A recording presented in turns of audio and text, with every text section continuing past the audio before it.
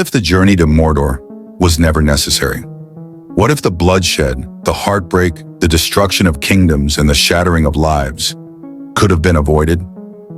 What if the One Ring, the darkest object in Middle-earth, could have been destroyed in a way that no one, not even the wisest, ever realized? And yet, the answer might have always been there, buried in silence, hiding in the shade of forgotten lore, ignored by heroes, and whispered about only in the quiet corners of Tolkien's world. This is the story of the One Ring, not as we know it, but as it could have ended differently. Because Middle-earth was not short of options. It was short of vision.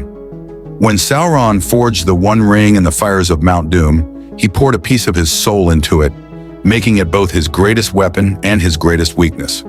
From that day forward, it was believed. Only those fires could unmake it. That's what Elrond said. That's what Gandalf confirmed. That's what the world accepted. But Tolkien left clues. Subtle ones. Quiet sentences. Throwaway lines. Ancient footnotes and letters where he hinted that there were other possibilities.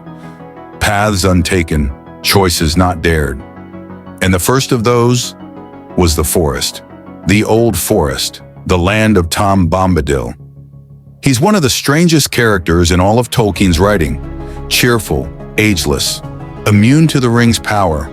He put it on and nothing happened. He laughed, gave it back, as if the most dangerous artifact in the world was just a toy.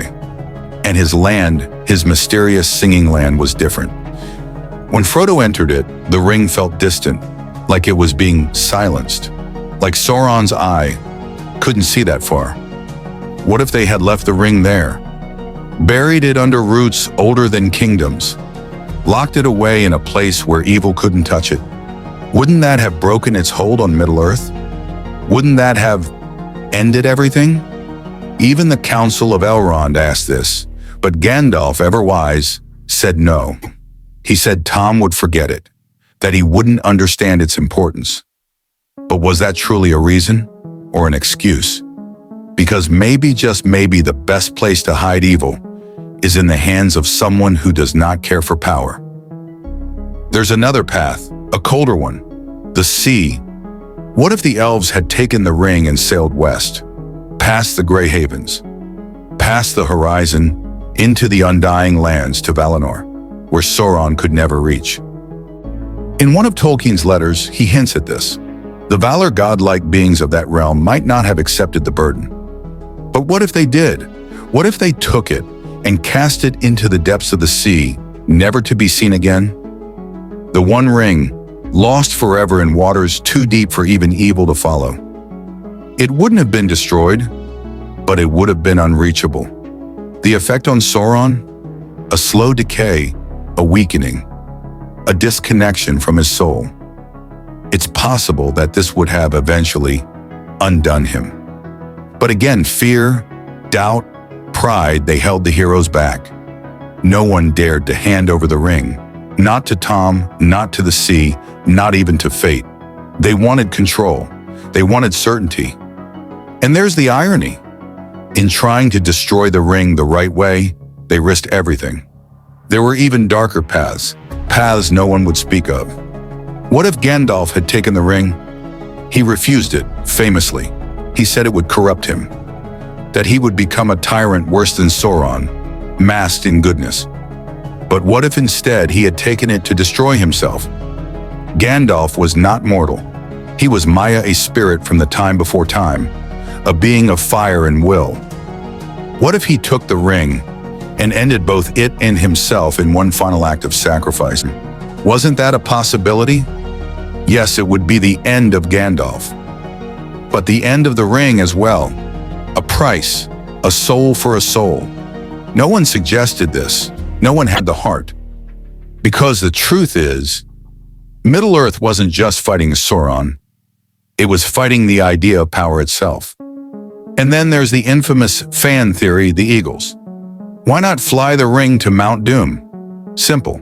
Because the skies weren't safe. The Nazgul flew, Mordor watched, and more than that, the Eagles weren't servants. They weren't Uber drivers. They were ancient, noble beings. They answered to no one. But deeper still, The journey wasn't about travel. It was about transformation. Frodo's suffering was part of the ring's destruction. His pain, his near failure, the friendship, the betrayals, the moments where the ring almost won. All of it mattered. The ring wasn't just melted, it was defeated. In the end, Frodo didn't cast it into the fire. He failed. He claimed it, as Isildur once did. And yet, it still fell. Because of Gollum. Because of mercy. Because of moments of kindness long before the final battle. Tolkien wanted us to understand something. Yes, there were other ways to destroy the ring. Yes, they might have worked, but they wouldn't have meant the same thing. The long walk to Mordor wasn't just about where the ring ended. It was about who ended it and why. It was a reminder to every reader, every generation. Evil is not always defeated by might. Sometimes it's defeated by the smallest among us, by choices we think don't matter, by pain endured, by hope held on to when all light fades. Middle-earth wasn't saved by power. It was saved by perseverance.